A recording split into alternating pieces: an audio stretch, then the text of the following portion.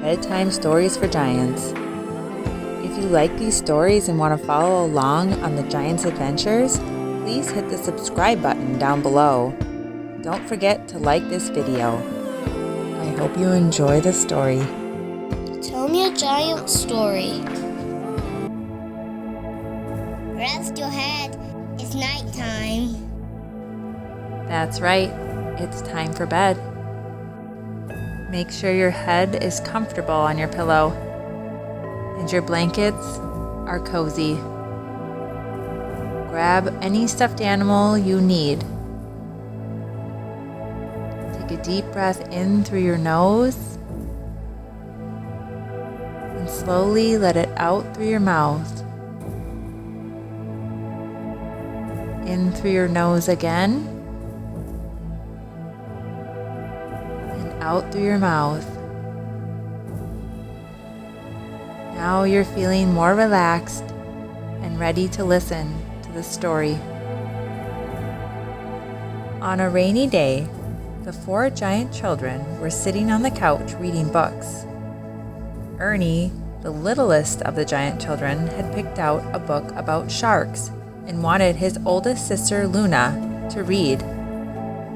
He said, "Luna, will you read me a book about sharks?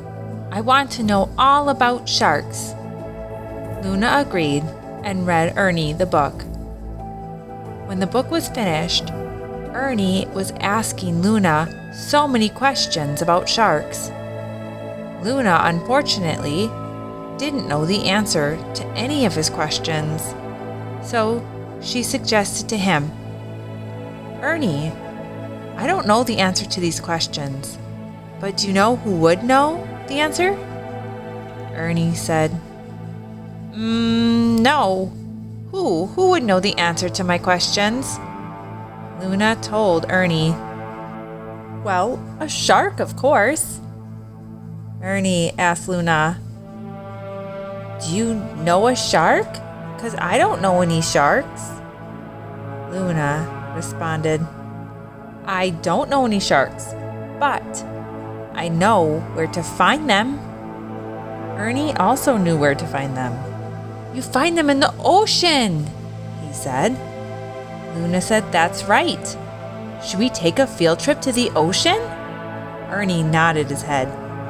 Luna said, "Okay, before we go, let's write down all of your questions on this note paper so we don't forget when we meet the shark what to ask." Ernie thought that was a great idea and began asking all the questions he had asked before. Bo, the second of the giant children, born after Luna, had heard the conversation and had some questions for the shark himself. Apple Peach Banana, the third of the giant children, born after Bo, had her own questions for the shark. When Luna finally finished writing down all the questions the giant children had for the shark, she had 6 pages full of questions. Luna told her siblings, "We better pack up and hit the road to find a shark. These questions aren't going to answer themselves." Armed with their notepad of questions and some snacks, the 4 giant children headed to the ocean to find a shark. When they finally arrived at the ocean, they had to play the waiting game, which meant a lot of waiting. They waited and waited and waited until finally, off on the horizon, they spotted a shark fin moving along the top of the water. The giant children were mostly excited, a little bit nervous, and somewhat afraid. They had never met a shark before. They didn't know how to act, and they were quite hopeful the shark wouldn't try to eat them. Apple Peach Banana was the brave one and called out, Heel sharky, sharky, sharky, heel sharky, sharky, sharky. The 4 giants watched as the shark's fin moved closer and closer to them on the beach. When the shark was close enough to the beach where the giant children were standing, he lifted his head up out of the water. Hey, the someone call for me? Ernie got kind of shy and poked his feet around in the sand. Then he made eye contact with the shark. He said, "We did. We have some questions for you. We're learning about sharks, and we needed answers." Maybe I could help. What kind of questions do you have for me? Luna piped in. "First, we want to know your name. My name is Luna. This is my brother Bo, my sister Apple Peach Banana, and my youngest brother Ernie." Nice to meet you. I'm a baby shark, and my name is Chompy. "Hi, Chompy," the giants waved. Luna got out her notepad of questions and started with the first one on her list. "Chompy, what do sharks eat?" Chompy responded, Sharks like me are carnivores. We eat meat. Don't worry. I just finished a meal. And anyway, you guys don't look very tasty. Little Ernie said. "Phew, I'm glad to hear that." Then he asked, how many bones do you have in your body?" Well, that's the thing. Sharks have 0 bones. We have no bones in our body. But we do have cartilage, just like you have in your nose. Apple Peach Banana was curious where sharks lived. She asked Chompy, "Is there any oceans sharks don't live in?" Us sharks live everywhere around the world. In every ocean, except the Mediterranean Sea. Some species of sharks even live under Antarctica. Bo said, "Brr, that must be cold. I have a question for you. Can I pet you?" You want to pet a shark? Bo nodded and said, "Well, yeah, I think it would be just about the coolest thing to do." Chompy agreed that it would be okay if the giants pet him. One by one, the 4 giants walked out into the water. Bo was first. He was a little hesitant, but eventually got the courage to touch Chompy the shark. "Oh, his skin feels like sandpaper." Luna wanted to try next. Luna agreed with Bo. Chompy's skin did remind her of sandpaper too.